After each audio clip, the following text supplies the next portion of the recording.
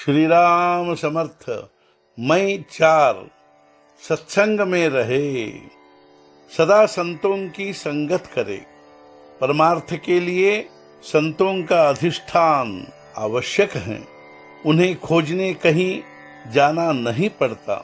चित्त शुद्ध नहीं होगा तो संतों के पास जाकर भी क्या होगा। उन्हें हम देहावरण में न देखें। संत कोई देहावरण में नहीं होते। वे जो बताते हैं उस साधन में वे होते हैं। जब तक हम अपनी विषय लालसा नहीं छोड़ते तब तक उनसे हमारी भेंट नहीं हो सकती। संत के पास कोई चोर जाए तो उनसे उसकी क्या सच्ची भेंट होगी। वह अगर बन पाया तो चोरी कर सकेगा, किंतु संत से जो मिल सकता है क्या वह उसे मिलेगा। असली बात तो यह है कि अपना अपने पास ही होता है। हम यदि चित्त शुद्ध करके जाए तो हमारी संतों से भेंट होती है, और भेंट होने पर जो त्रैलोक्य में भी नहीं मिल सकता वह वे हमें देते हैं।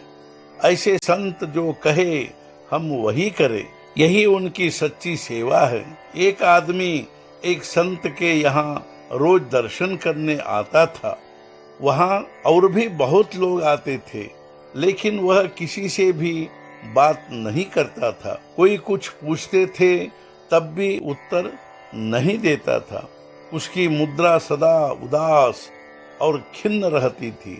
किसी को भी नहीं लगता था कि उससे बात करे।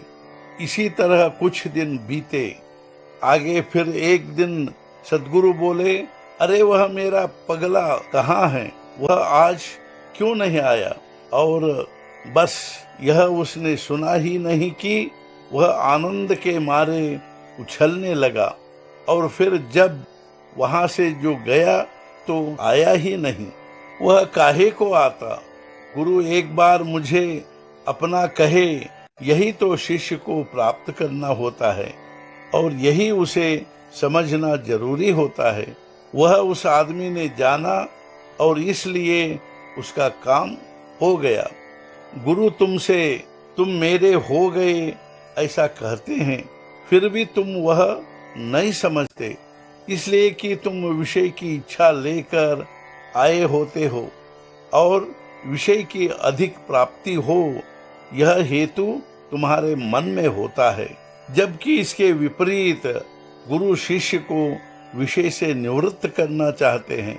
गुरु की इच्छा के अनुसार यदि शिष्य असल में निवृत्त हुआ तो उसे पुनश्च विषय की प्राप्ति का स्मरण ही नहीं रहता। जैसे प्यास लगने पर पानी आवश्यक होता है, लेकिन पानी पेट भर पीने के बाद पुनश्च पीने की इच्छा नहीं होती, अर्थात प्यास से निवृत्ति हो जाती है। आज हमारा इस बात पर विश्वास दृढ़ नहीं होगा, लेकिन विश्वास दृढ़ होने के लिए नामस्मरण करना चाहिए। तब विश्वास होने लगता है, उससे चिंता हट जाती है और बाद में तड़पन भी अपने आप मिट जाती है। मन हमें विषय की सौगात देता है तो हम उसे नाम की सौगात दे। हम अपने अंतःकरण में नाम की अग्नि प्रज्वलित करें, उससे अंतःकरण उलझने पर दोष ऊपर आएंगे। उन्हें हटाने पर अंतःकरण शुद्ध होगा।